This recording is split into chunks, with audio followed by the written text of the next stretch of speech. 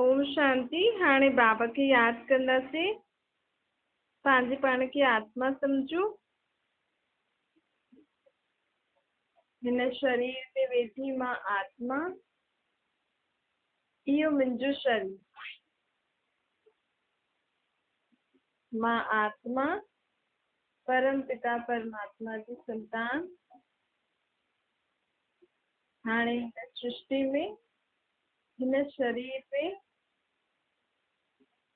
भ्रुकुटी जे विच में वेठी आहियां। हाणे मां आत्मा शांत स्वरूप शांति जे सागर जी संतान। हिन कननि द्वारा परमात्मा जा महावाक्य थी ॿुधां। अॼु मिठा मिठा श्री बाबा ब्रह्मातम द्वारा चवनि था, मिठी मिठी बच्चे, बाबा परम पिता परमात्मा आहिनि। हिन सृष्टि में जेतिरियूं बि आत्मायूं आहिनि, हुननि जो पीउ केरु आहे? परमात्मा। मनुष्य आत्मा चईंदा आहिनि न, त मनुष्य जे तन में आत्मा आहे। उन आत्मा जो पीउ परे ते परे रहण वारो परमात्मा। बाबा चवनि था कि तव्हां असुल में रहण वारा परम धाम जा। हाणे हिन सृष्टि में आया आहियो पाठ वॼाइण। कॾहिं खां आया आहियो पाण हिते पाठ वॼाइण? सतयुग खां पाठ वॼाइण आया। कोई सतयुग खां आयो आहे, कोई त्रेता खां आयो आहे, कोई द्वापर खां आयो आहे, कोई कलयुग में आयो आहे। लेकिन असां आत्मायूं कहिड़े युग में आया आहियूं? सतयुग में। छो जी असां देवी देवताउनि खे मञंदा आहियूं न, त असांजो पाठ कॾहिं आहे? देवी देवताउनि जी दुनिया में ई हूंदी। असां कोई मुस्लिम धर्म खे थोड़ी था मञूं, न ही असां सिखनि जो सुठी रीति नियम मर्यादा पालन था करूं, त असां हुन धर्म जा बि न आहियूं। असां ईसाइनि जे धर्म वारो बि नथा हलूं, त हुन धर्म जा बि न आहियूं। असां सन्यासी वांगुरु बि नथा हलूं, त हुन धर्म जा बि न आहियूं। न ही जैनी वांगुरु था हलूं। असांजो असली धर्म आदि सनातन देवी देवता धर्म। ॾिसो, असां देवी देवताउनि खे पूजूं था न, शिव खे पूजदा आहियूं, देवी देवताउनि खे पूजदा आहियूं। ये गुरु आदि त हाणे निकिता आहिनि, संत आदि त हाणे आया आहिनि हिन कलयुग में। लेकिन द्वापर खां पहिरियों खां त असां भॻवान शिव खे ऐं देवी देवताउनि खे यादि कंदा हुयासीं न। लक्ष्मी जी पूजा, नारायण जी पूजा, राम सीता जी पूजा कंदा आहियूं न पाण। त पाण जो असली धर्म देवी देवता धर्म। ॾिसो, हिंदू भारतवासी जॾहिं कोई शरीर छोड़दो आहे त चईंदा आहिनि फलानो स्वर्गवासी थी। हिते कोई सन्यासी शरीर छॾंदो आहे त चईंदा ज्योति जोत में समाइजी वियो। ऐं कोई ॿिए धर्म जो छॾंदो आहे त ईअं थोड़ी चईंदो आहे स्वर्गवासी थी। त असां जॾहिं स्वर्ग खे एॾो यादि था करूं, त असां हुन दुनिया में रही आयासीं न। असांखे सोनो आदि बि सुठो लॻंदो आहे न। त बाबा चए थो, तव्हांजी दुनिया सोने जी हुई, हुते सोनो अथाह हुयो। हाणे त तव्हांखे सचो सोनो पाइण जे लाइ बि अथव। त अहिड़ी एतिरी ऊची दुनिया में वठी वञण जे लाइ मां तव्हांखे हाणे वरी खां ज्ञान ॾियणु आहियां। हिन ज्ञान में ॿियो कुझु बि न आहे, सिर्फ़ु पंहिंजी आत्मा खे पहचानो, परमात्मा खे पहचानो, हिन सृष्टि जो चक्कर खे पहचानो। अॼु कलयुग आहे, असां हाणे भॻवान खां ज्ञान था वठूं। कल्ह हिन ई सृष्टि ते छा हूंदो? सतयुग हूंदो। त हुन सतयुग में असां कीअं रहंदासीं? उनजी शिक्षा हाणे भॻवानु असांखे ॾिए थो। उहो असांजो बाप बि आहे न। ॾिसो, माउ पीउ त ॿारनि खे शिक्षाऊं ॾींदा आहिनि न। त हाणे असांजो उहो ई माउ पीउ सृष्टि में अची करे असांखे शिक्षा थो ॾिए। चए थो तव्हां सॼो ॾींहुं कमु था करो, लेकिन कमु कंदे कंदे बि कॾहिं लड़ाई झगड़ो, कूड़ पाप, भ्रष्टाचार, हिक ॿिए जे लाइ बुरो सोचणु, त इहो बि त करो था न, कमु त करो था। लेकिन मनुष्य आत्मा जा व्यवहार त बिगड़ी वियो आहे न। तो सत्युग में भी असांजो ईअं ई जीवन हूंदो। सुबुह खां राति ताईं असां कुझु न कुझु त कंदासीं, लेकिन सभई मिली जुली करे कंदासीं। हुते कोई बि कहिड़ी बि आत्मा कंहिंखे बि दुख न ॾींदो, न ई प्रकृति ऐं हिन जेकी बि वस्तु पाण यूज़ था करूं उन्हनि सां कोई पाण खे दुख जी प्राप्ति थिए। बसि फ़र्क़ु एतिरो ई आहे, हाणे दुख आहे कल्ह सुख हूंदो। ऐं असांजो शरीर बि सतो प्रधान हूंदो, ये प्रकृति बि सतो प्रधान। हाणे त प्रकृति बि केॾी दुखदाई थी वई आहे। त बाबा हाणे असांखे अची करे हुन नई दुनिया जे बारे में नयो ज्ञान थो ॾे। उन दुनिया में वञण जे लाइ बाबा चए थो कि तव्हां हर कर्म कंदे समय मूंखे यादि करो त तव्हांजे कर्मनि में सुधार ईंदो ऐं तव्हांखे थकान बि न थींदी। ॾिसो अॼु माण्हू कर्म करे थो त केॾो थकी थो वञे न, सॼो ॾींहुं छा थो सोचे, मां थो करां मां थो करां मां थो करां, कंहिंखे करण बि नथो ॾे ऐं चए थो मां ई करां पोइ थकिजी पवंदो आहे। माण्हू बि चवंदो कर तूं ई। पोइ जेका माण्हू ॿिया आहिनि उहो बि वेही वेही करे थकिजी पवंदा आहिनि ऐं जेको करे थो उहो बि थकिजी पवंदो आहे। तंहिंखां सुठो त मिली जुली करे करणो खपे न। परमात्मा आहे ज्योतिर्बिंदु, लेकिन हुन बिंदु में सॼो ज्ञान शक्तियूं गुण समायल अथसि। बाबा चए थो कि हाणे मां अची करे हिकु बैंक खोली आहे। ये माण्हू बैंक में पैसो जमा कंदा आहिनि न, वो पैसो जमा कंदे कंदे ऐं आराम सां पंहिंजो जीवन बि जींदा आहिनि। पैसा जमा हूंदा आहिनि त बेफ़िक्र थी वेंदा आहिनि न, खाईंदा पीअंदा मस्तु रहंदा आहिनि। हाणे बाबा अची करे कहिड़ी बैंक खोली अथई, आत्माउनि जे लाइ बैंक खोली अथई। हिन बैंक में तव्हां पंहिंजे नाम जो खातो खोले सघंदा आहियो। हिन बैंक में खातो कीअं खुलंदो, जॾहिं पाण इहे पंहिंजे पाण खे आत्मा सम्झंदासीं ऐं परमात्मा खे पंहिंजो बाप सम्झंदासीं कि हा जो मां आत्मा आहियां ऐं मुंहिंजो पीउ परमात्मा हाणे सृष्टि ते आयो आहे, मूंखे धन ॾियणु। त हिन हिन हिन पहचान सां, हिन समझ सां असांजो बैंक जो खातो खोलंदो। जॾहिं मूंखे इहो निश्चय थी वेंदो कि मां आत्मा आहियां, मुंहिंजो बाप परमात्मा आहे ऐं मूंखे हाणे परमात्मा खे यादि करे पंहिंजे जीवन में हाणे वक़्तु वठिणो आहे, त बाबा बि पंहिंजी बैंक में असांजे नाम जो खातो खोले छॾियो आहे कि हाणे इहे ॿार जो इहो खातो आहे। हुन खाते में जमा छा थींदो, कोई स्थूल धन जमा न करिणो आहे। असांखे परमात्मा खे यादि करे पंहिंजी आत्मा में सभु शक्तियूं, सभु गुण ऐं सभु ज्ञान भरणो आहे। जेतिरो जेतिरो असां परमात्मा खे यादि करे पंहिंजे अंदरि शक्तियूं गुण ऐं ज्ञान भरंदासीं, ओतिरो ओतिरो इहे सभु चीजूं पंहिंजी बैंक में जमा थींदियूं। बैंक में छा जमा थींदियूं, शक्तियूं गुण ऐं ज्ञान। छो जी पाण चईंदा आहिनि न, हाणे त मूं में शक्ति न आहे। आत्मा चए थी मूं में शक्ति न आहे, चए थी मुझ निर्गुण वारे में कोई बि गुण बि न आहे ऐं असां अज्ञान अंधेरे में आहियूं, असांखे कोई सम्झ बि न आहे। त हाणे छो जी आत्मा में सम्झ गुण शक्तियूं हुया, लेकिन हाणे ख़तम थी विया आहिनि। छो जी आत्मा जनम मरण जे चक्कर में ईंदी आहे, पोइ हिक ॿिए सां जेको हिसाब किताब हूंदो अथसि उहो हिक ॿिए सां खेल खेॾंदे खेॾंदे सभु गुण शक्तियूं कलायूं ज्ञान सम्झ सभु ख़तम थी वेंदी अथसि। जीअं कंहिंजी बुरी संगत लॻी वेंदी आहे त हुनजी सम्झ हिकदमि ख़तम थी वेंदी अथसि न, कि हुनजो माउ पीउ हुनखे छा चईंदो, उहे सभु शिक्षायूं ख़तम थी वेंदियूं अथसि। उन आत्मा में जेका गुण संस्कार हुयसि उहे बि ख़तम थी वेंदासीं, छोजो संस्कार संग बुरो लॻो। ईअं ई असां आत्माऊं बि द्वापर खां वठी करे न विकारनि जे संग में अची वियासीं। विकारनि जे संग में ईंदे ईंदे असां आत्माउनि खे जेकी बि शक्तियूं गुण परमात्मा ॾिनी हुयूं उहे सभु ख़तम थी वयूं।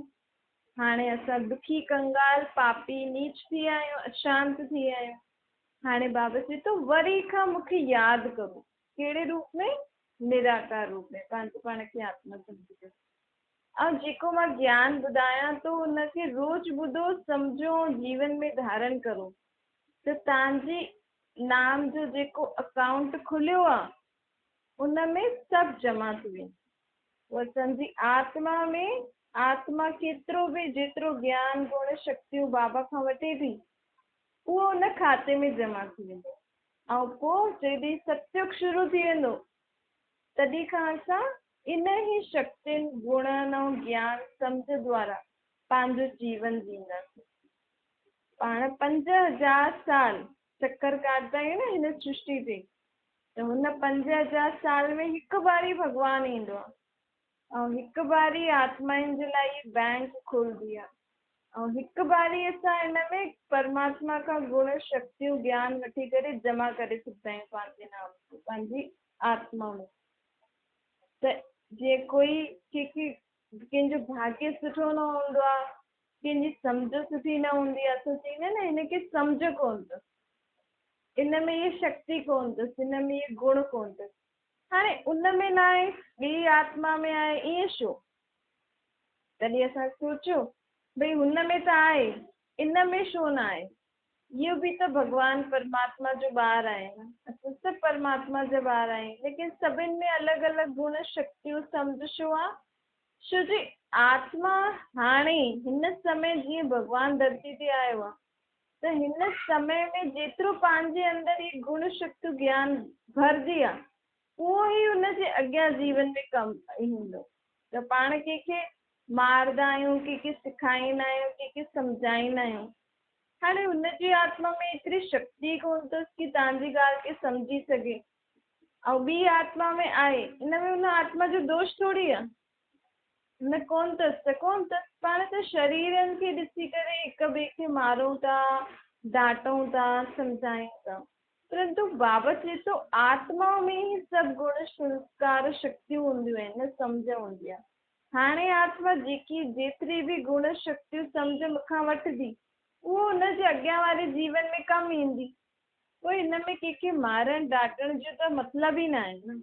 त हाणे पाण बि समझदार थियूं, जॾहिं पाण खे भॻवानु मिलियो आहे, भॻवान जी पहचान मिले थी त पाण बि पंहिंजे पाण खे आत्मा सम्झी हुन निराकार खे यादि करे ईअं अंदरि सोचो कि परमात्मा जी यादि सां मुंहिंजी आत्मा में सर्व गुण, सर्व शक्तियूं, सर्व ज्ञान भरिजे थो।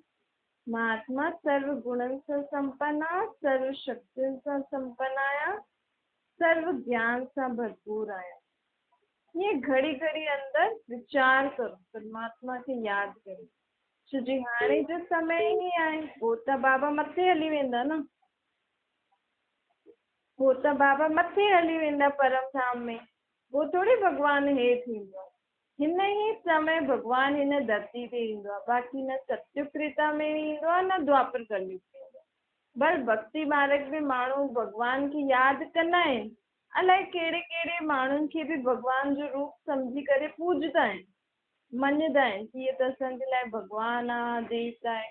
लेकिन बाबा चए थो कि मां कॾहिं बि कहिड़े बि रूप में हिन सृष्टि ते न ईंदो आहे, सिर्फ़ु हाणे ई हिन संगम युग ते, छो जी कलयुग जो अंत आहे ई सही, हाणे सत्युग अचण वारो, त हाणे जे समय में ई परमात्मा मथां खां हेठि अची करे असांखे इहो ज्ञान ॾींदो आहे, असांजी आत्मा में वापसि सां गुण शक्तियूं भरंदो आहे। जीअं माउ पीउ हूंदा आहिनि न, ॿारनि खे सभु शिक्षाऊं ॾींदा आहिनि कि तव्हां इहे सभु शिक्षा वठो, पोइ जीअं जीअं वॾा थींदा आहिनि त उन्हनि जे जीवन में उहे शिक्षाऊं कमु ईंदियूं आहिनि न। या कोई टीचर पढ़ाईंदो, टीचर बि सुठी रीति शिक्षा ॾींदो, चईंदो अॻियां वञी तव्हांखे हीअ सभु कमु ईंदो, त अॻियां वञी करे हुननि जी शिक्षाऊं कमु ईंदियूं आहिनि न। त हाणे बाबा बि पाण आत्माउनि जो बाप, पाण आत्माउनि खे शिक्षा ॾियण आहियो। चए थो कंहिंखे बि सम्झाइणो अथव न त जोर जोर सां चिल्लाए करे क्रोध में न सम्झायो। जे पाण खे कंहिंखे सम्झाइणो आहे त कंहिं माण्हू जी आदत हूंदी आहे पासे में उहो माण्हू वेठो आहे हुनखे सम्झाइणो अथसि ऐं जोर जोर सां चिल्लाए करे हुनखे क्रोध में थो सम्झाए, त इहो छा था करूं पाण? त शरीर जे मुख खे यूज़ था करूं न, बुरा शब्द यूज़ था करूं, पाण पंहिंजे देह अभिमान में था अचूं कि मां वॾो आहियां, एॾी जोर जोर जी आवाज़ सां तव्हां हुनखे सम्झायो था। लेकिन बाबा चए थो जोर सां आवाज़ करण सां सम्झाइण सां मतिलबु हिन खां त पंहिंजे आत्मिक स्वरूप में टिको न। कि मां आत्मा हिन फलानी आत्मा खे सम्झायां थी। उनजी ब्रुकुटी जे बि विच में ॾिसो, हीअ बि आत्मा, मां बि आत्मा, हीअ बि परमात्मा जी संतान, मां बि परमात्मा जी संतान। मां हिन आत्मा खे ये शिक्षा थी ॾियां, बाबा खे यादि कर, त उन आत्मा में शक्ति बि वधंदी, सम्झ बि वधंदी कि हा ये ॻाल्हि सही आहे ऐं मां हिनखे करां। देह अभिमान में न अचो, पंहिंजी देह खे न यूज़ करो, कुझु बि कंहिंखे पाण खे हर हिकु कमु कंदे हुए ईअं ई सोचो कि मां आत्मा हिन अखियुनि सां ॾिसां थी, मां आत्मा हिन मुख सां ॻाल्हायां थी, मां आत्मा हथ पेरनि सां कमु थी करां, मां आत्मा हिन पेरनि सां हलां थी, मां आत्मा हिन ॿी आत्मा सां संबंध थी निभायां। छो जो इहो पाठ जॾहिं पको थींदो त ई पंहिंजे मन में हिक ॿिए जे लाइ सुठा वीचार ईंदा। छो जो मां आत्मा, उहो बि आत्मा, ऐं इहे असां शरीर खे ॾिसूं त इहे मुंहिंजी नुंहुं आहे, इहे मुंहिंजी धीउ आहे, हुते ई भेदभाव अची वेंदो। नुंहुं खे कीअं सम्झाईंदो, धीउ खे कीअं सम्झाईंदो, अची वेंदो आहे न फ़र्क़ु। त देह खे न ॾिसो, आत्मा खे ॾिसो, हीअ आत्मा बि मुंहिंजो भाउ आहे, इहो बि मुंहिंजो भाउ आहे, सभिनी जो बाप, असां सभिनि जो बाप उहो हिकु परमात्मा आहे। हाणे परमात्मा मूंखे गुण शक्तियूं ॾिए थो, सम्झ ॾिए थो, त मां बि हिननि खे बि हिनजे बाप जी पहचान ॾियां न, ताकी इहे बि परमात्मा खे निराकार रूप में यादि करे ख़ुदि जो जीवन ठाहिनि। जॾहिं मूंखे परमात्मा जी पहचान मिली आहे त मां सभिनि आत्माउनि खे चवां न, जेकी बि मिले थी, त बाबा चए थो कि इन शुभ भावना रखो, पंहिंजे अंदरि सभिनि जे लाइ सुठी सोच रखो ऐं सभिनि खे सुठी सुठी ॻाल्हियूं ॿुधायो। शरीर जे भान में न अचो, जी कंहिंजी कोई बुराई हूंदी आहे त अगरि उहो साम्हूं ईंदो त हुन ई बुराई सां ई हुनखे ॾिसंदा आहियूं, त पंहिंजी सोच जे कारण उहा आत्मा ॿियो बि बुरो कर्म करणु लॻी वेंदी। कंहिंखे पाण ॾिठो हिन कुझु ग़लति कमु कई त पंहिंजे मन में वेही रहंदो आहे न, हिन इहो ग़लति कमु कई। हाणे हुन ग़लति कमु छॾे बि छॾे त बि पाण हुनखे हुन रीति ई ॾिसंदा आहियूं, त हुन सां छा थींदो आहे, पंहिंजी सोच सां उहो ॿियो ग़लति कमु करणु लॻी वेंदो। त पंहिंजी सोच खे सुधारो, पंहिंजे मन खे हाणे सुधारो। मन में जेका वीचार हलनि था न तव्हांजा, हुन वीचारनि खे हाणे शुद्ध करो, सुठा ठाहियो। न सभी सुठा आहिनि, सभी शांत आहिनि, सभी सुठा आहिनि, हिक ॿिए सां सभु सुठी रीति सां हलनि, कोई बि कंहिंजे लाइ उल्टो सुल्टो वीचार अचे ई न। इहो व्रत रखो आहे। माण्हू दुनिया में अहिड़ा व्रत था रखनि, पाठ पूजा था करनि, लेकिन हाणे ॾिसो पाठ पूजा करण सां छा थियो, भक्ति करण सां छा थियो, तव्हां में कोई सुधार आयो? न आयो न। उन समय बसि चयो हा हा हा, वरी खां ओड़ो जो ओड़ो।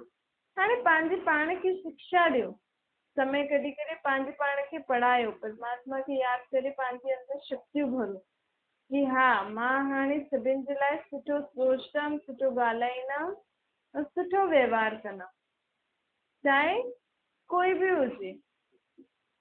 आत्मा खे ॾिसी करे पाण हिक ॿिए सां व्यवहार करो। काम, क्रोध, लोभ, मोह, अहंकार जो बाबा खे दान ॾियो। पोइ जेके अगरि पाण दान ॾींदा आहियूं त बसि ॾेई छॾी न, उन खां वापसि थोरी पाण वठंदा आहियूं। त तव्हां जॾहिं सभु विकार बाबा खे ॾेई छॾिया, त अगरि कोई बि विकार तव्हां वटि वापसि आयो त तव्हांखे छा यादि अचिणो खपे, इहे विकार त मां बाबा खे दान ॾेई छॾिया, त हाणे मूं वटि छो था अचनि, मूं वटि न अचणा खपनि न।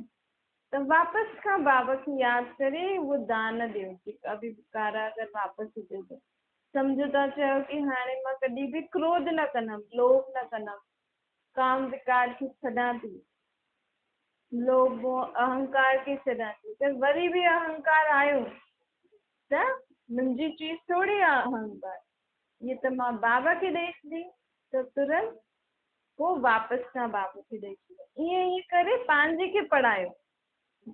माण्हू वॾा नंढनि खे था पढ़ाइनि, लेकिन बाबा चए थो तव्हां सभु हिकु पंहिंजे पाण खे पढ़ायो। छो जी बाबा कंहिंखे शिक्षाऊं ॾियण आयो आहे, आत्माउनि खे।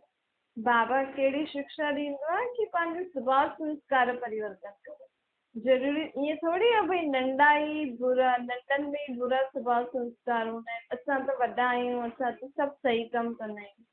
न, ज़रूरी थोरी आहे, वॾनि जी बि काथे ग़लती हूंदी आहे न। हमेशह नंढा ई थोरी ग़लति हूंदा, और नंढा बि कंहिंखां सिखंदा आहिनि। हिकु त हूंदो आहे हुननि जे पिछले जन्मनि जो संस्कार। लेकिन जेसि ताईं नंढेपन में त उहो पिछले जन्म जो संस्कार कीअं ईंदा। हाँ, नंढेपन में त जेको बि ॿारु ग़लति कमु करे थो उहो हिक ॿिए खे ॾिसी करे ई कंदो आहे। त हिक ॿिए खे ॾिसी करे कंदो। घर में ज्यादा वॾा माण्हू बि त हूंदा आहिनि न, त वॾनि खे बि नंढा ॾिसंदा आहिनि, तॾहिं त अहिड़ा संस्कार सिखंदा आहिनि। त पाण पहिरियों पंहिंजे खे वॾो न सम्झो। हुन नंढे ॿार में बि आत्मा आहे, उहो बि परमात्मा जो ॿार आहे। मां बि आत्मा परमात्मा जो ॿार, भले हुनजो शरीर नंढो अथसि, हुन कुझु ग़लती कई त पाण खे सम्झणो खपे न कि हिन ग़लती कई, हिन में हिनजो कोई कसूर त आहे न, हिन काथे ॾिठो हुन ईअं कंदी त उहो करे थो। हुनखे त कहिड़ी बि प्रकार जी सम्झ न हूंदी आहे। नंढे ॿार खे महात्मा छो चईंदा आहियूं? छो जे महात्मा त चलो वॾा माण्हू त ॾिसी करे छॾंदा आहिनि न, भई बुरायूं ॾिसंदा आहिनि दुनिया में त दुनिया खे छॾे करे संन्यास वठंदा आहिनि।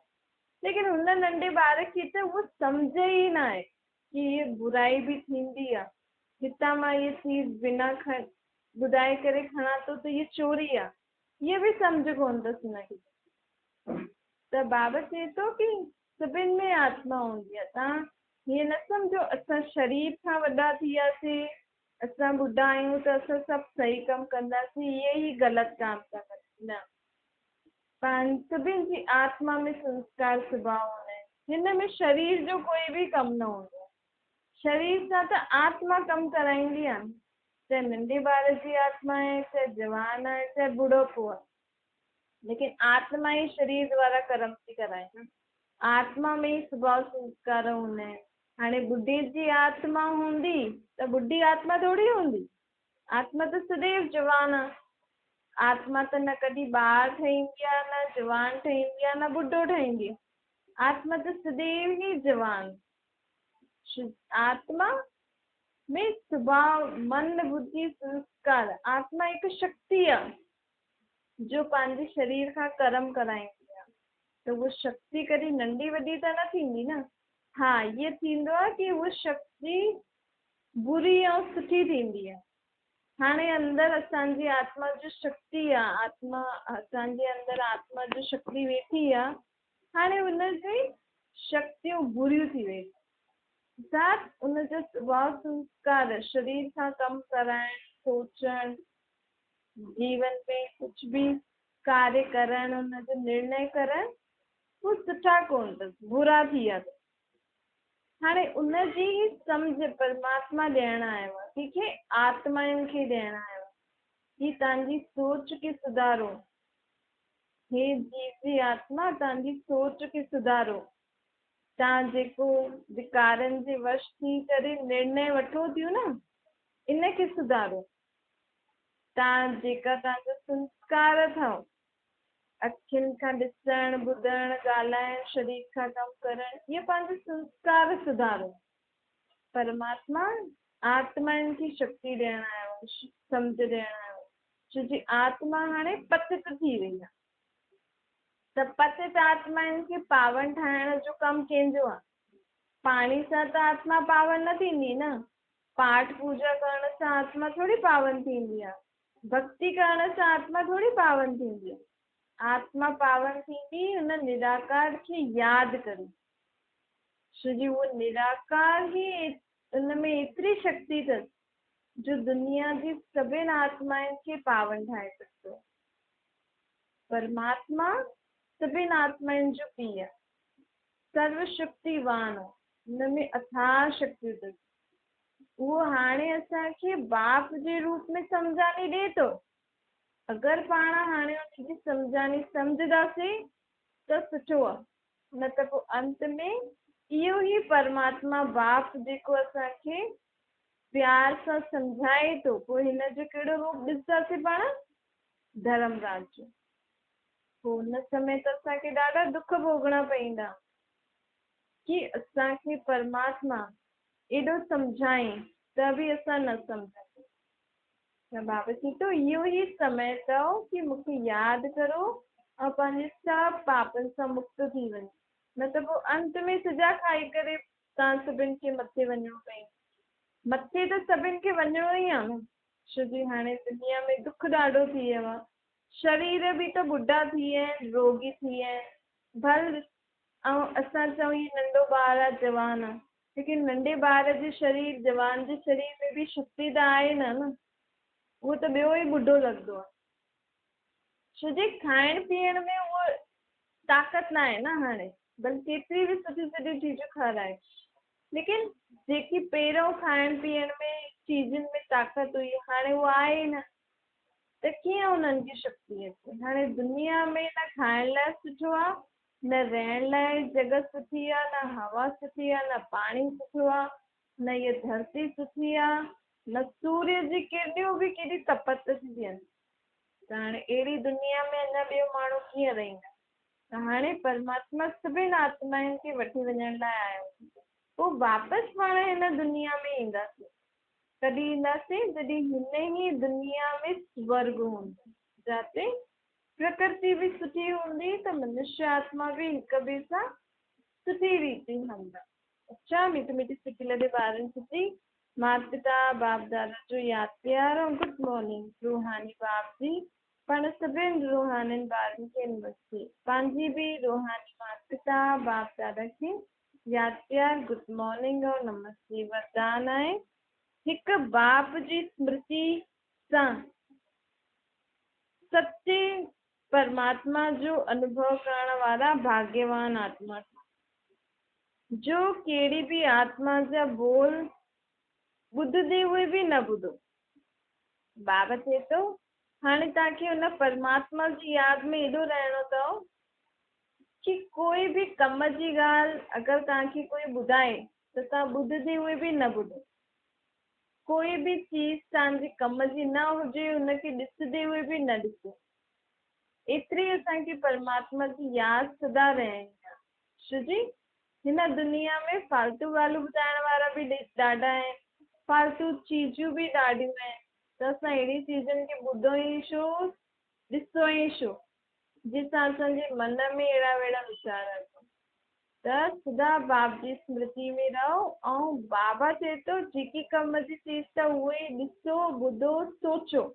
सोचो बि ज्यादा न, फालतू सोचण सां बि कोई फ़ाइदो न थींदो। जेकी बि ॻाल्हि अचे थी बाबा खे ॾेई करे तव्हां शांति सां बाबा खे यादि करो, परमात्मा खे यादि करो।